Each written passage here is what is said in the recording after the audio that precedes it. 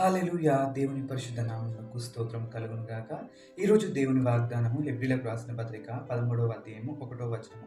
సహోదర ప్రేమ నిలవరముగా ఉండనీయుడి, ఆతిథ్యం చేయ మరొకడి. ఆమేన్. హల్లెలూయా! అవునండి, మనము ఆతిథ్యం చేసేవారిగా ఉండాలి. మనలో చాలామంది ఎవరైనా ఇంటికి వచ్చినట్టయితే సణుక్కుంటూ, గుణుక్కుంటూ వీరు ఎందుకొచ్చారని చెప్పి ఆతిథ్యం ఇచ్చేవారిగా ఉంటారు.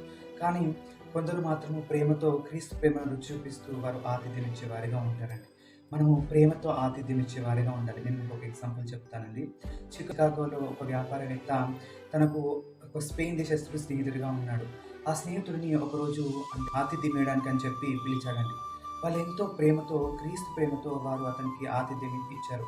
ఆ ఆతిథ్యాన్ని ఆ స్పెయిన్ దేశస్థుడు మర్చిపోలేకపోయాడండి.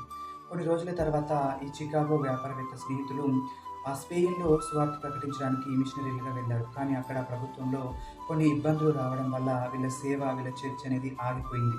ఈ విషయము చివరకు ఆ స్పెయిన్ దేశస్థునికి, అంటే ఆతిథ్యం పొందుతున్న వ్యక్తికి తెలిసిందండి. తాను ఆ అధికారులతో మాట్లాడి ఎలాగో అలాగా వారితో మాట్లాడి సర్ది చెప్పి చివరకు వారి సేవ కొనసాగేలాగా చేశాడు. చూడండి, ఈ చికాగో వ్యాపారవేత్త చేసిన ఆతిథ్యము ఆ స్పెయిన్‌లో సువార్త ప్రకటించడానికి ఉపయోగపడింది. కాబట్టి మనము కూడా మన జీవితంలో ఇతరులకు, అంటే అన్యులకేంటి, విశ్వాసులకేంటి, ఆత్మీయులకేంటి, మనం ఎప్పుడైతే ప్రేమతో, క్రీస్తు ప్రేమతో ఆతిథ్యం ఇచ్చే వారిగా ఉంటామో దాని ప్రతిఫలము ఇప్పుడు కాకపోయినా కొన్ని రోజుల తర్వాత అయినా మనం పొందుకునే వారిగా ఉంటామండి. అందుకే దేవుడు అంటారు కదండి, "నా పేరిట అగ్నుడు చన్నీళ్ళు ఇచ్చినా దాని ప్రతిఫలము ఊరికే పొందుకోకుండా పోరు" అని చెప్పి. కాబట్టి మనము ఆతిథ్యం ఇచ్చే వారిగా ఉండాలి. అట్టి కృప దేవుడు మనందరికీ దయచేయును గాక. ఆమేన్. హల్లెలూయా!